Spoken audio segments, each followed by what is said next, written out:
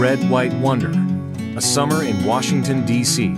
For years, Tony and Jessica dreamed of visiting the nation's capital. So when summer arrived and work slowed down in Arizona, they booked a 4-day getaway to Washington, D.C., eager to experience the history, the museums, the monuments, and yes, the food. Tony, 25, with brown hair, brown eyes, and fair skin, wore light blue jeans and a comfortable gray t-shirt, always with a travel guide or map in hand. Jessica, 20, has brown hair, brown eyes, and fair skin.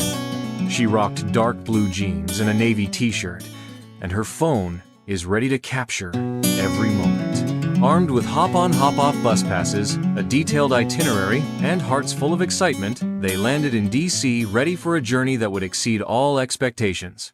Day 1. Monuments, museums, and the magic of them all. Their first morning began with sunshine and energy as they boarded the red hop-on, hop-off tour bus at Union Station. From the top deck, the city unfolded before them. Historic buildings, rows of flags, and the grandeur of the National Mall. Their first stop? The Lincoln Memorial. They stood at the foot of the towering marble figure, struck by the peaceful strength in Lincoln's gaze. Jessica whispered, "It feels like he's watching over everything." From there, they strolled along the reflecting pool, stopping to admire the Vietnam Veterans Memorial and World War II Memorial, where fountains sparkled in the sun and families took quiet moments of reflection.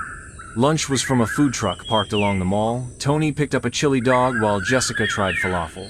They sat on a shaded bench, the Washington Monument towering behind them. "Even the food trucks here feel patriotic," Tony laughed, ketchup dotting his shirt. The afternoon was spent at the National Museum of American History, where they marveled at everything from the Star-Spangled Banner to Julia Child's kitchen. Tony lingered by the vintage presidential vehicles. Jessica spent extra time staring up at the dresses worn by first ladies. "I think I'd be a Michelle Obama," she joked. "I'd be more of a Lincoln's hat type of guy," Tony replied. They ended the day watching the sunset behind the Jefferson Memorial, golden light turning the sky pink and gold. Day 1, and they were already in love with the city. Day 2, Capitol Hill, the Library of Congress, a coffee mishap.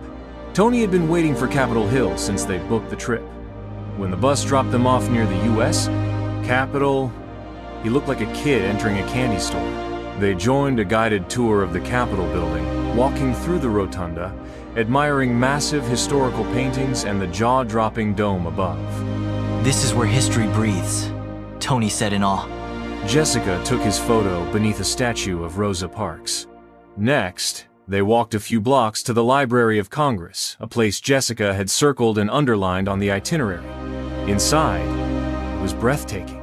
Marble staircases, golden ceilings, and the massive main reading room glowed with filtered light. Jessica stood silent, absorbing every detail. "This is the most beautiful place I've ever been," she whispered. They stopped for coffee at a nearby cafe, where Tony, distracted by a newsstand, spilled half his latte on the counter. "Your coffee has officially filibustered," Jessica teased. They sat by a window, drying off napkins and laughing at his accidental splash of democracy.